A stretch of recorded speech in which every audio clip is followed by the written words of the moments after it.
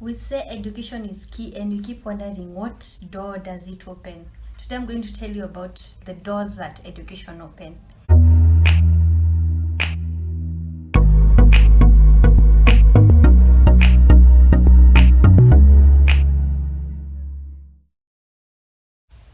Hello everyone, my name is Mahinge. Welcome to Wordspace. I'm so happy that you're here. If you're new, please subscribe and like the video.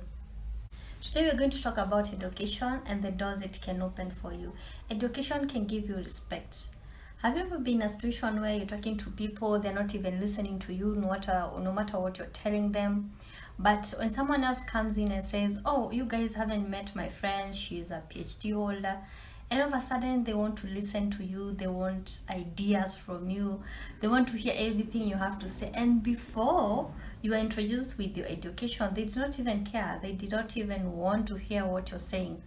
But now, because they know you're a PhD holder, they want to know how it's like, when did you start, where did you go. Now they start treating you in a certain way. The way now they're talking to you, they start addressing you as madam, sir, and you wonder why.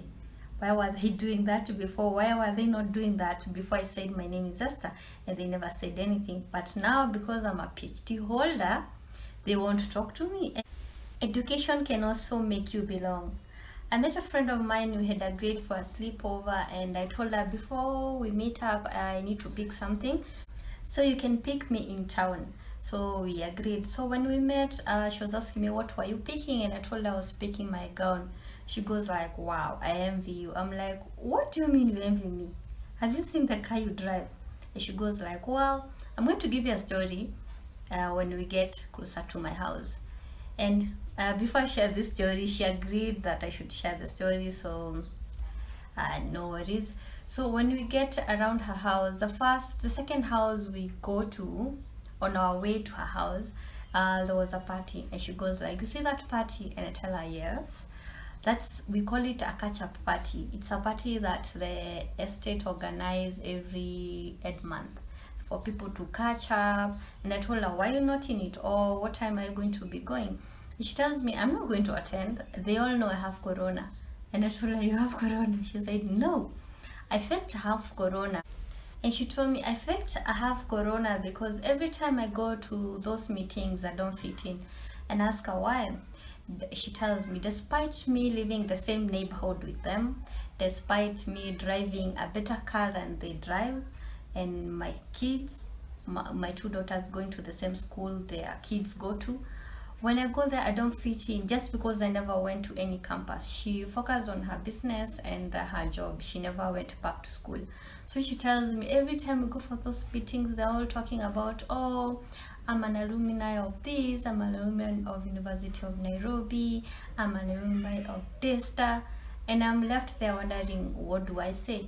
And when we have a debate or we're doing something, we're talking about something, and I suggest something, they all refuse. They say, you know, you never went to school, so you can understand there's some things we can't do. And she feels offended, and she tells me I don't belong there because I don't fit in. I just don't fit in, and I feel so bad because I can't go back to school right now because I have two daughters who rely on me. And she tells me she wishes she went back to school. She couldn't be having this feeling. And every time she looks at her two daughters, she's like, I want them to study so that no one will have an excuse of, they'll never fake they have corona not to attend a meeting because they simply don't belong to the meeting. So I felt that story got me, and I felt like, yeah, education does give you a sense of belonging. But it also makes me wonder, those who go to school, don't you feel you're being unfair to those who are not privileged enough to go back to school? That was a very hard topic. It's a very story for her. So another one, education can get you promotions. I know most of you think I'll be promoted because I have integrity, I know my work well, I'm very hardworking, I'm very skilled. But at the end of the day, you need to, have you ever seen a CEO who does not have papers? You can get to the managerial post, but when you go higher in the rank, you're left by the others who are before you, and you wonder why. And when they ask for your papers, you don't have. That's why you remain in that post for a while. Because I've ever seen a CEO who doesn't have papers, not unless he's the owner, but no one will hear, oh, he's a CEO.